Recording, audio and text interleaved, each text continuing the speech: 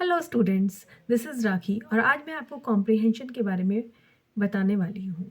तो इस वीडियो में हम सीखेंगे how to solve a comprehension. The other name of comprehension is unseen passage. Nowadays, if you're going for any of the competitive exams, you will find unseen passage in the paper. So today I will give you few tips how to solve unseen passage. Unseen passage को हिंदी में अपठित गद्यांश बोला जाता है. That means a passage which you have never seen before. तो इसको solve करने का सबसे इजी तरीका है you have to read the passage twice और maybe thrice unless you understand the meaning of the passage do not begin with the question answers so today and so I will tell you how to solve the unseen passage. So let's do the unseen passage with an example. Read the story and answer the following question. इस story को पढ़ें और question के जवाब दें. There was once a farmer. एक बार एक किसान था who organized a competition between his dog and his rabbit. जिसने एक कंपटीशन रखा अपने कुत्ते और रैबिट के बीच में. He made a hole in one of the biggest field.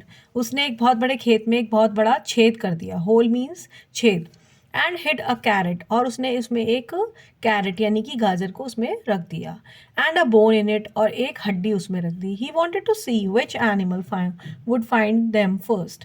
वो देखना चाहता था कि कौन सा जानवर पहले ढूंढ कर लाता है. The rabbit was very cheerful. Rabbit बड़ा खुश था. And he threw himself into looking for the carrot. उसने फटाफट से कैरेट को ढूंढना शुरू कर दिया. डिगिंग हेयर एंड देयर और वह खोदने लगा. डिगिंग मीन्स खोदना. Very sure that he would find it. उसको वो बड़ा श्योर था कि उसको मिल जाएगी गाजर. But the dog after sniffing around a bit dog ने क्या किया सूंघना शुरू किया और इधर उधर घूमने लगा. Sat down on a big field. एक बड़े फील्ड में जाकर बैठ गया.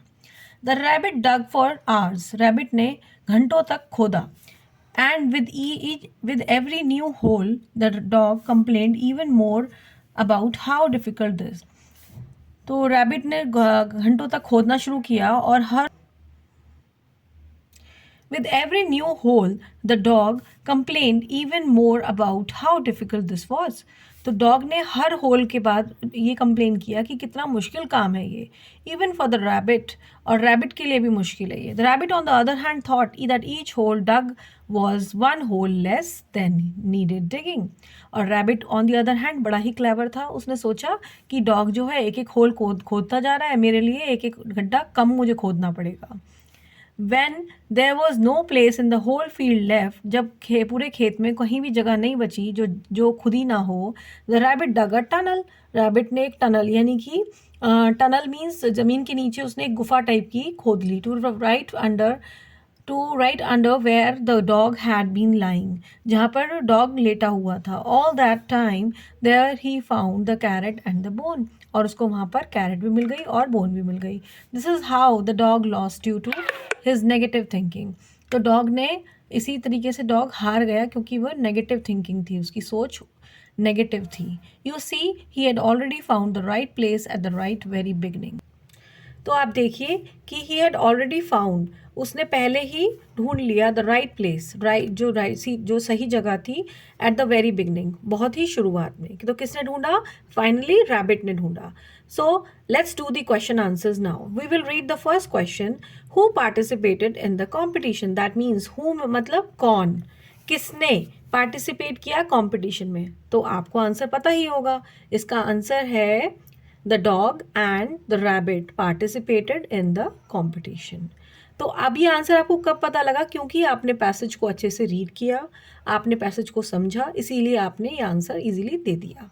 Let's move on to the next question. What did the farmer hide in his field. Farmer ने फील्ड में क्या छुपाया? तो ये भी आपको पता है. तो फार्मर ने क्या छुपाया था? Carrot and bone. So you will write down the farmer hid in his field a carrot and a bone, which is here. Moving on to the third question. What did the rabbit do? Rabbit ने क्या किया? Rabbit ने क्या किया था? The rabbit dug for hours. But what did he do finally?